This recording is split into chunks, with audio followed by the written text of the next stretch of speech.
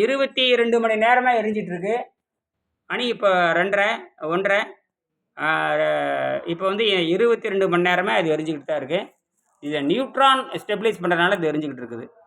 இது 22 மணி நேரம் எரிஞ்சிட்டு இருக்கு. உலகத்தில் முதல் முறையாக நாம வந்து இந்த நியூட்ரானை வந்து நாம பண்றோம். நியூட்ரானுக்கு சார்ஜ் இல்லைன்னு ஆனால், நீங்க போடுற குவாண்டத்துல வராது. புரியுதா? நியூட்ரான் என்ன வேணாலும் பண்ணும். ஏன்னா 3 நிலை இருக்குது. புரொடியூஸ், ரெட்யூஸ், டிஃபென்ஸ் 3 இருக்கு. புரொடியூஸ், ரெட்யூஸ் பத்தி தான் வெள்ளைக்கார முண்டங்கள் பேசியிருக்காங்க. ஆனால் இங்க இங்க வந்து அ டிஃபென்ஸ பத்தி நாங்க பேசுறோம். டிஃபென்ஸ்னா காத்தல். இது தமிழ் மெய்யியல். தமிழ் மெய்யியல்ல தான் கரெக்ட்டா வருது. ஆகையினாலே அந்த ப்ரூவ் பண்றதுக்கு தான் செத்துப்போன கிளாசிக்கல் பேட்டரியில இருந்து எடுத்து அ நெகட்டிவ்க்கு வந்து கிராஃபைட் ராடுமே, பாசிட்டிவ்க்கு வந்து ஜிங்க் சிலிண்டர் ராடும் அப்படியே வச்சுட்டேன். எல்லாம் செத்து போனது தான். செலவு ஒரே ரூ. தான். நிரூபிக்கிறது குவாண்டம நிரூபிக்கலாம். புரியுதா? குவாண்டம்ல இந்தியாவுல வர்றதுக்கு வாய்ப்பே கிடையாது. ஏன்னா, கிளாசிக்கல நம்பி எல்லாம் முடிச்சுட்டாங்க.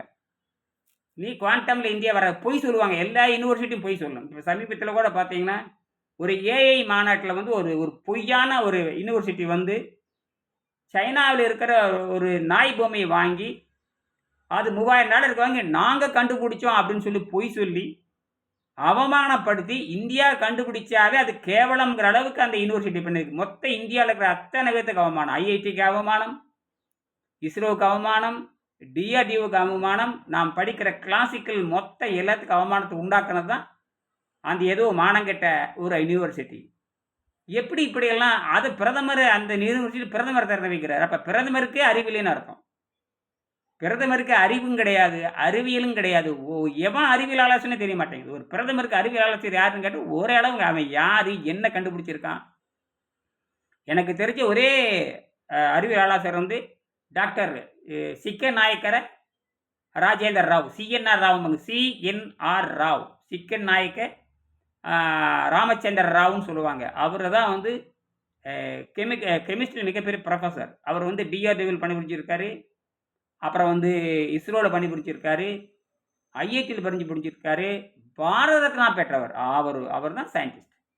அப்துல் கலாம் பாரத ரத்னா பெற்றிருக்காரு. அவர் மிகப்பெரிய கண்டுபிடிப்பாளர்னு நான் சொல்ல மாட்டேன். ஆனால் இங்கே சிக்கன் நாயக்க ராமச்சந்திர ராவ் தான் வந்து உண்மையான சிஎன்ஆர் ராவ் தான் உண்மையான கண்டுபிடிப்பாளர். அவர் தான் சொல்லுவார், இன்னோவேஷன் பண்ணுங்க, இந்த டெவலப் பண்ணுறது காப்பி அடிக்கிறதுல நிறுத்துங்க. சும்மா ராக்கெட் விடுறதுனால எந்த நன்மையும் இல்லை. ராக்கெட் விட்டுட்டே இருக்க எந்த நன்மையும் இல்லை. மக்களுக்கு மலிவாக என்ன கொடுக்க போற? இன்னைக்கு மக்களுக்கு மலிவாக எதுவும் கொடுக்க முடியல. வெள்ளைக்காரனாலே கொடுக்க முடியாத என்னத்தை கிடைக்க போற நீ? ஒன்றும் நடக்காது. ஆகையினால தான் சொல்றேன், குவாண்டம் ஸ்டேட்ல தான் ஆராய்ச்சி பண்ணணும். குவாண்டம் செத்து போனதிலிருந்து உயிர்ப்பிக்க முடியும். ஏன்னா எல்லாமே அதிர்ந்து கொண்டு தான் இருக்கு. எதுவுமே சாகாது. அதை கலெக்ட் பண்ணி அதை வந்து ஆம்பியருக்கு தனியாக ஒரு தொழில்நுட்பமும், வோல்ட்டுக்கு தனியாக தொழில்நுட்பம் ரெண்டும் கலந்து அது குவாண்டமில் வைக்கணும். குவாண்டத்தில் பார்த்தீங்கன்னா நெகட்டிவாகவும் இருக்கும், அது பாசிட்டிவாகவும் இருக்கும், அது ஜீரோவாகவும் இருக்கும், பாயிண்டாகவும் இருக்கும், எம்டியாகவும் இருக்கும். அப்போ 4 ஸ்டேட் வருது. Empty state, point state, zero state, line state. இந்த 4ம் கலந்து வர்றது தான் வித்தியாசம். யாரும் புரிந்து கொள்ள முடியாது. சிலர்கள் மட்டும்தான் புரிந்து கொள்ள வேண்டும். அதுதான் இயற்கையின் சட்டம். சரியா? அப்படி பார்த்தீங்கன்னா 2 பெண்களை சொல்லலாம். 2023ல் அன்னே எல் ஹூலியர் அவங்க தான் ஆட்டோ செகண்டை கண்டுபிடிச்சி மிகப்பெரிய புரட்சி பண்ணாங்க. அவங்க 6×18 அந்த 18ன்னு கண்டுபிடிச்சி நிரூபித்தாங்க.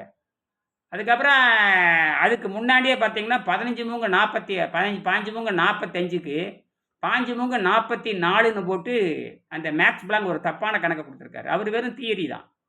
அது தப்பு. 5×45 வரணும். இது வரைக்கும் யாரும் அவரை கேள்வி கேட்கல. ஆனால் நியாயப்படி பார்த்தீங்கன்னா அவங்க 60ஆல் பிரிக்கிறத விட 64ஆல் தான் நம்ம ஒரு வட்டத்தை பிரிக்கணும். 64ல் தான் வரணும். 64, 72 அப்படி தான் போகணும். அந்த 8 தான் போயிட்டுங்க. 12 8 64 அப்படி போகணும். இவங்க 60ல் வர கரெக்டாக வராது. 64ல் தான் வரணும். புரியுதுங்களா? 64 கலை 64 தான். உயிர் வரணும் அதில். இவங்க உயிரே இல்லாமல் வெறும் 60ல் பிரிக்கிறாங்க காலக்கணக்கு. அது வேற. உயிரோடு சேர்த்துக்கின்ற பொழுது தான் 64 வரணும். அந்த மாதிரி தான். நன்றி.